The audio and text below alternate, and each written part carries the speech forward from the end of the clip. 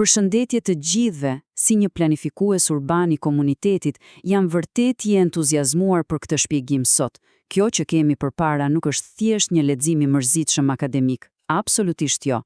Është një plan konkret, një udhërrëthyes i vërtet për të rimarrë rrugët e qytetit ton dhe për të siguruar një të ardhme më të pastër dhe shumë më funksionale për të gjithë ne.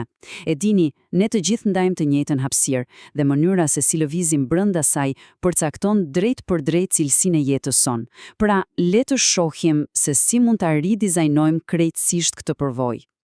Okej, le të thellohemi te kjo. Çdo mëngjes, pothuajse të gjithë, përballemi me të njëjtën situatë absurde.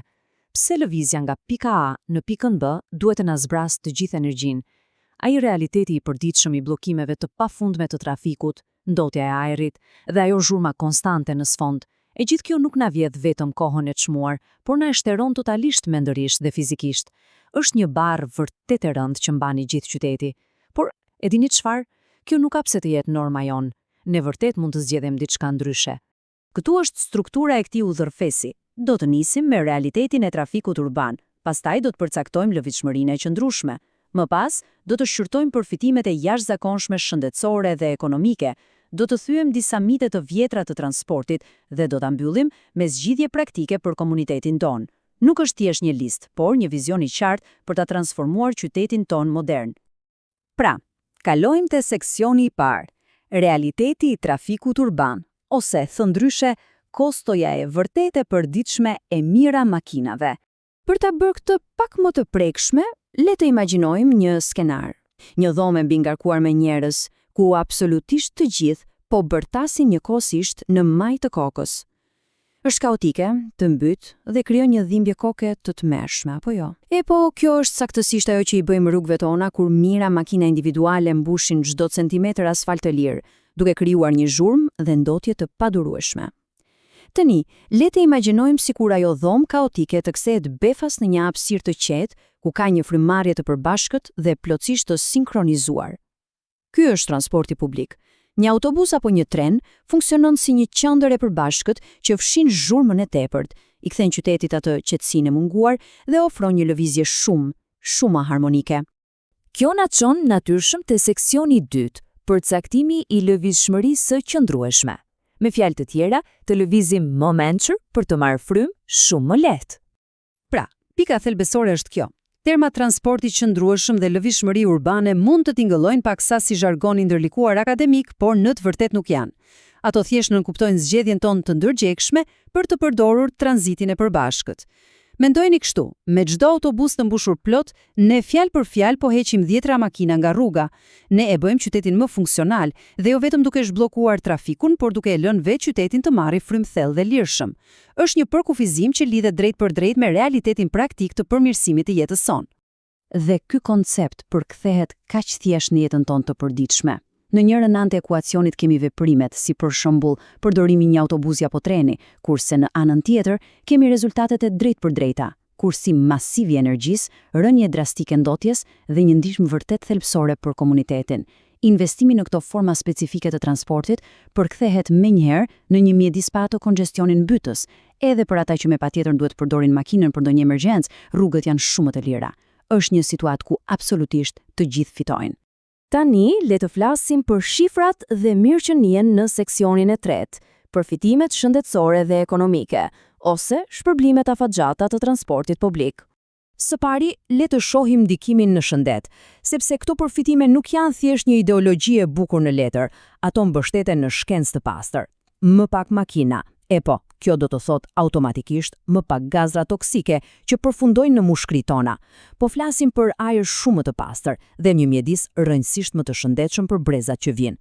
Për më tepër, një qytet pa të trafikun e rënduar është natyrshëm një qytet më i qetë dhe jashtëzakonisht më i sigurt. Më pak aksidente, shumë më pak stres nga zhurmat dhe si rezultat, një rritje fantastike shëndetit ton fizik dhe mendor në bazat të përditshme. Por prisni, nuk bëhet fjalë vetëm për shëndetin e trupit ton, bëhet fjalë edhe për shëndetin e portofolit ton dhe atë të ekonomisë së qytetit. Këto përfitimet ekonomike janë thjesht të pamohueshme.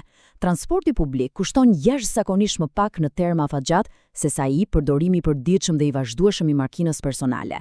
Ai redukton masivisht shpenzimet e larta të karburantit dhe e përdor energjinë me një efikasitet të shkëlqyer në nivel makro. Pikërisht për këtë arsye qytetet më moderne po bëjnë këtë lloj investimi. Është thjesht një zgjedhje ekonomike super e mençur që ruan dhe kursen burimet publike dhe personale me kalimin e kohës. Kalojmë tani në një pjesë mjaft interesante. Seksioni 4. Thyerja e miteve të transportit. Koha për të ndarë faktet nga trillimet. Tani, ajo çfarë është vërtet interesante rreth kësaj pjese është se si të gjithë ngecim tek idetë e vjetra. E kemi dëgjuar shpesh atë klishen që transporti publik është i parehatshëm apo jo. Në fakt, harronjeni këtë dhe të shohim realitetin. Qytetet moderne po bëjnë përmirësime fantastike në infrastrukturë dhe po rinovojnë masivisht flotat e tyre. Bëhet fjalë për automjete shumë më të shpejta, me ajër të kondicionuar, me hapësira vërtet komode, madje edhe me internet pa tel brenda. E vërteta është se epoka atyre autobusëve të vjetër që të shkundin në çdo grop ka përfunduar plotësisht. Fokusi tani është totalisht te komoditeti i qytetarit. Keq kuptimi i dytë, dhe ndoshta më i rrezikshëm, është ai mentaliteti se një makinë vetme nuk prish punë. Miti na bën të mendojmë se nuk ka rëndësi nëse e përdori makinën edhe për një rrugë të shkurtër, sepse është vetëm një makinë më shumë. Është shumë e lehtë të mendosh kështu kur je i izoluar, por pamja e gjerë është dërmuese. Dëmi kumulativ nga miliona makina të vetme bashk krijon fiks atë murin e pakalueshëm të bllokimit dhe ndotjes që shohim çdo ditë. Kur gjithkush mendon se ndikimi i tij nuk vlen, atëherë ne po mbysim qytetin të gjithë bashk. Çdo makinë e lënë në shtëpi është një fitore më vete. Dhe miti i tretë i madh pretendon se transporti publik nuk e ndihmon aq shumë mjedisin sa thuhet.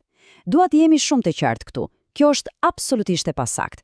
Shkencërisht dhe matematikisht, tranziti i përbashkët mbetet një nga mjetet më efektive dhe më të provuara që kemi sot për të ulur ndotjen urbane në sasi të mëdha.